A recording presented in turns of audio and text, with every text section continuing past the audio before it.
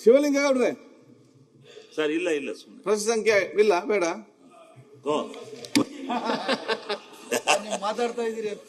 ಸನ್ಮಾನ್ಯ ಅಧ್ಯಕ್ಷರೇ, ಅಲ್ಲ ನಾನೇನೋ ಮಂಗಳೂರು ಗಲಾಟೆ ಮಾಡ್ತಾ ಇದ್ದಾರೆ. ಯಾವ ಅದು ನೆಗೆಟಿವ್ ಇದ್ರೆ ಆಗ್ತದ, ಪಾಸಿಟಿವ್ ಬೇಕಲ್ಲ. ಮಂಗಳೂರು ಅಂದ್ರೆ ಒಂದು ಕ್ವಶನ್ ಹಾಕ್ತಾರೆ, 10 ಜನ ಮಾತಾಡ್ತಾರೆ. ಬಹಳ ಸಂತೋಷ. ಆ ತರ ಒಗ್ಗಟ್ಟಿರ್ಬೇಕು ನೋಡಿ. ನೀವು ಅಲ್ಲಿ ತೆಂಗು ನೀವು ಸಹಕಾರ ತೆಂಗು ಅಂತೇಳಿ ನೀವು ಚರ್ಚೆ ಮಾಡ್ತೀರಿ, ಅವ್ರು ಈ ವಿಷಯ ಚರ್ಚೆ ಮಾಡ್ತಾರೆ. ಮಾಡಕ್ಕಾಗುತ್ತೆ ಇಲ್ಲ, ಈ ಕಡೆನೆ, ಇನ್ನು ಆ ಕಡೆಗೆ ನೋಡೋದಿಲ್ರಪ್ಪ. ಆಯ್ತು.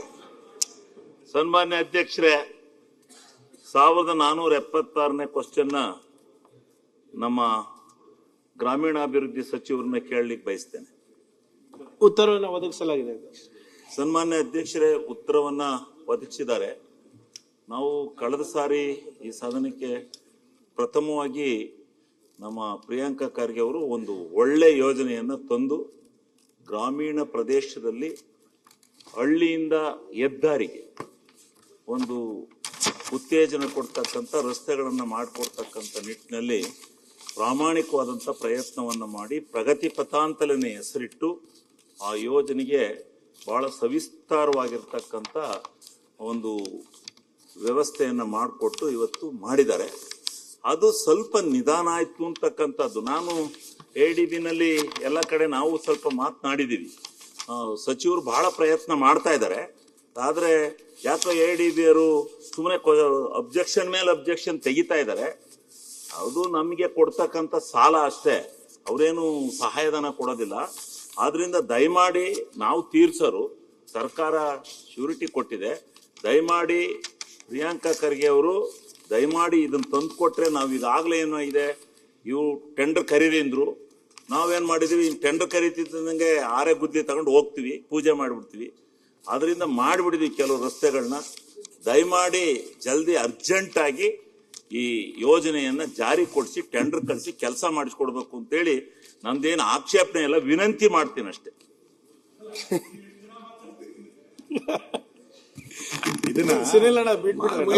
ಉತ್ತರ ಕೊಡಿ, ಸಹಾಯ ಆಗ್ಲಿ ಅಂತ 3 ಬಜೆಟ್ ನಿಂದ ಇದನ್ನ ಹೇಳ್ತಾ ಇದ್ದೀರಿ. ಇದನ್ನ ಸ್ವಲ್ಪ ಹೆಸರು ಬದಲಾಯಿಸ್ಬಿಡಿ, ಪ್ರಗತಿ ಪಥ ಅನ್ನೋದನ್ನ ತೆಗೆದು ನಿಧಾನ ಪಥ ಅಂತ ಮಾಡಿ. ಅವಾಗ ಸ್ವಲ್ಪ ನಾವು ಆನ್ಸರ್ ನಿಧಾನವಾಗಿ ಕೇಳ್ತೀವಿ. 3 ವರ್ಷದಿಂದ ನಾನು ಬಜೆಟ್ ಮೇಲೆ ಭಾಷಣ ಅದನ್ನ ಹೇಳೋನಿದ್ದೀನಿ, ಮುಂದುವರ್ಸಿ. ನಿಧಾನ ಪಥ ಅಂತ ಮಾಡಿಬಿಟ್ರೆ ಒಳ್ಳೇದು. ಇಲ್ಲ, ಮಾಡ್ಬೋದು. ನಿಮ್ ಕಡೆ ಇಂದ ಸ್ವಲ್ಪ ಸಹಕಾರ ಸಿಕ್ಕಿದ್ರೆ ಬೇಗ ಹಿಡಿತದೆ, ಇಲ್ಲದ್ರೆ ಆಗೋದಿಲ್ಲ. ಮಾನ್ಯ ಅಧ್ಯಕ್ಷರೇ, ಪ್ರಧಾನ ಮಂತ್ರಿ ಗ್ರಾಮ್ ಸಡಕ್ ಯೋಜನಾ ನಾಮ್ಸ್ ಚೇಂಜ್ ಮಾಡಿದ್ದಾರೆ. ಕರ್ನಾಟಕದಲ್ಲಿ ಬಹುಶಃ ಈ ಹೊಸ ಟೆಕ್ನಿಕಲ್ ನಾಮ್ಸ್ ಏನು PMJSY 4 ತಗೊಂಡಿದ್ದಾರೆ ಸುನಿಲಣ್ಣ, ಬರೀ 50 ರೋಡ್ ಅಷ್ಟೇ ಸಿಗುತ್ತೆ ನಮಗೆ. 50 ರೋಡ್. ನಾನು ಕೇಂದ್ರ ಸರ್ಕಾರಕ್ಕೆ ಪತ್ರ ಬರೆದೆ, ವೈಯಕ್ತಿಕವಾಗಿ ಹೋಗಿ ಮಂತ್ರಿಗಳಿಗೆ ಭೇಟಿಯಾದೆ.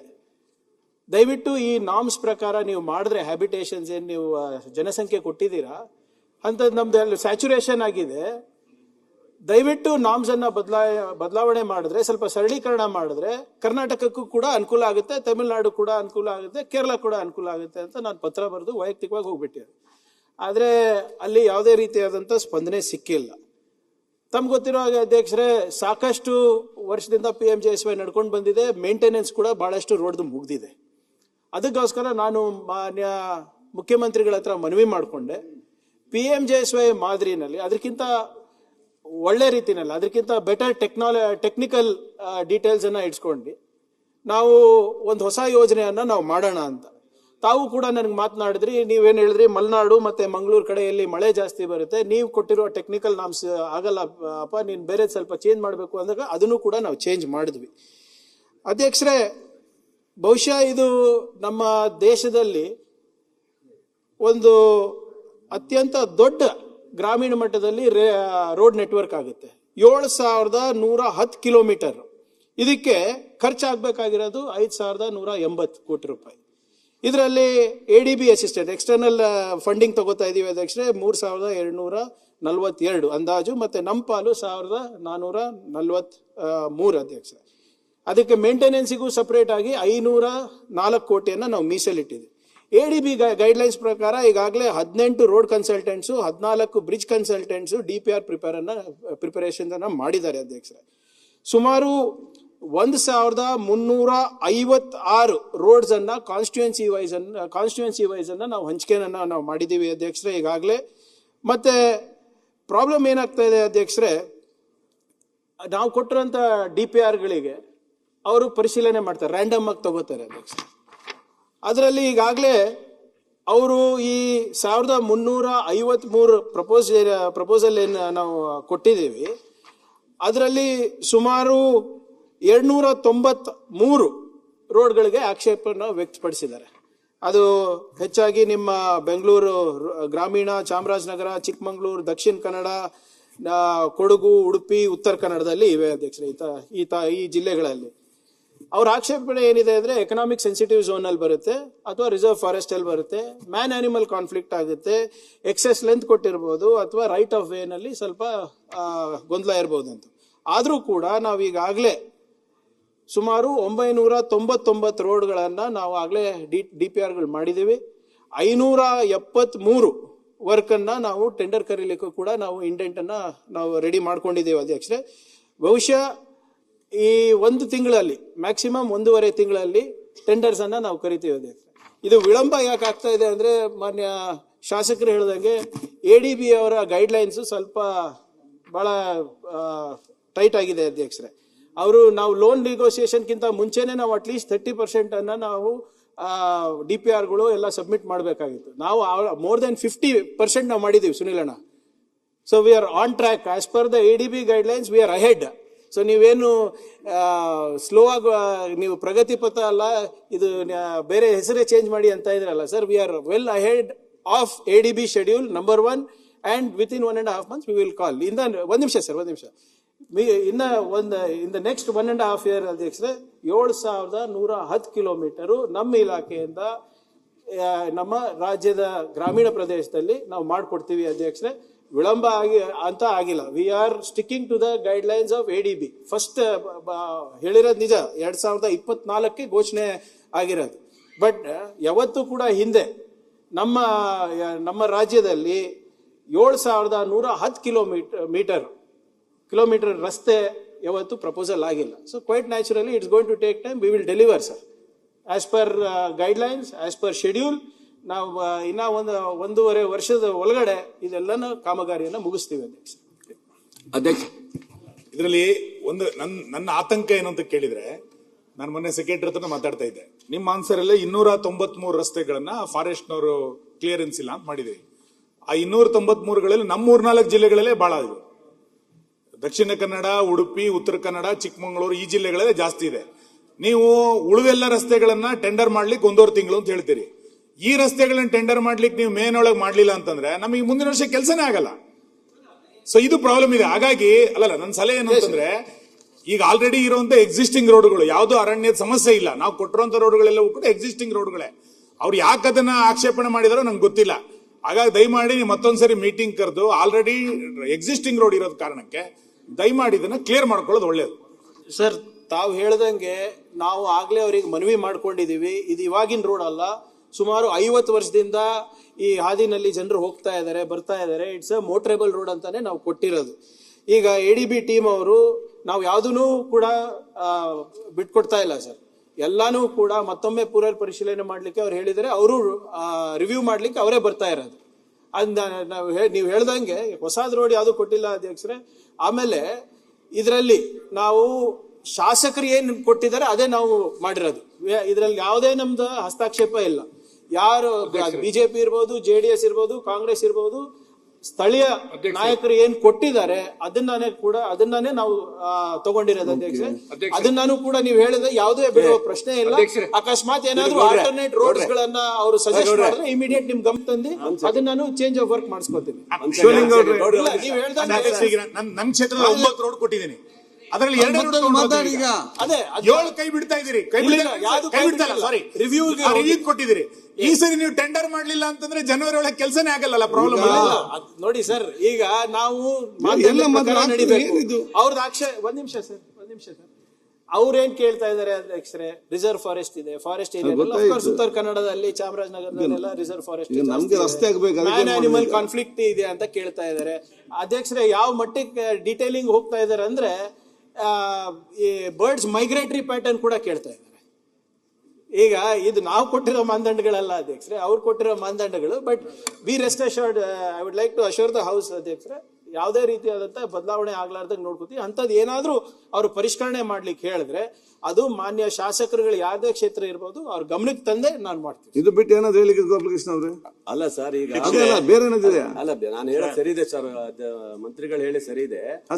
ಕೂತ್ಕೊಳ್ಳಿ. ಅಲ್ಲ ಸರ್, ರಸ್ತೆ ಮಾನದಂಡ ಇದೆಯಲ್ಲ, ಅದು ಎಷ್ಟೇ ಕಳಿಸ್ಕೊಟ್ರು ವಾಪಸ್ ಚರ್ಚೆ ಮಾಡಿ ಹೇಳಿದ್ರಲ್ಲ. ಅಲ್ಲ ಸರ್, ಜನಸಂಖ್ಯೆ ಆಧಾರದ ಮೇಲೆ ಹೋಗ್ತಾ ಇದ್ರೆ ರಸ್ತೆ ಮಾಡ್ಲಿಕ್ಕೆ ಆಗಲ್ಲ. ಆಯ್ತು, ಅದಕ್ಕೋಸ್ಕರ ಏನಾದ್ರು ನಿರ್ಣಯ ಮಾಡ್ಕೊಳ್ಬೇಕು. ಇದು ಒಂದೇ ಅಲ್ಲ, ಒಂದ್ ನಿಮಿಷ ಸರ್, PMJSY ಹಾಗೆ ಆಗಿದೆ ಸರ್, ಅವ್ರದ್ದು ಅದೇ ಪರಿಸ್ಥಿತಿ ಆಗಿದೆ. ಹಾಗಾಗಿ ಯಾವುದೇ ಹಳ್ಳಿ ರಸ್ತೆ ಮಾಡ್ಲಿಕ್ಕೆ ಆಗ್ತಾ ಇಲ್ಲಲ್ಲ, ಅದಕ್ಕೋಸ್ಕರ ಒಂದ್ ನಿರ್ಣಯ ತಗೊಳ್ಳೋದು ಒಳ್ಳೇದು.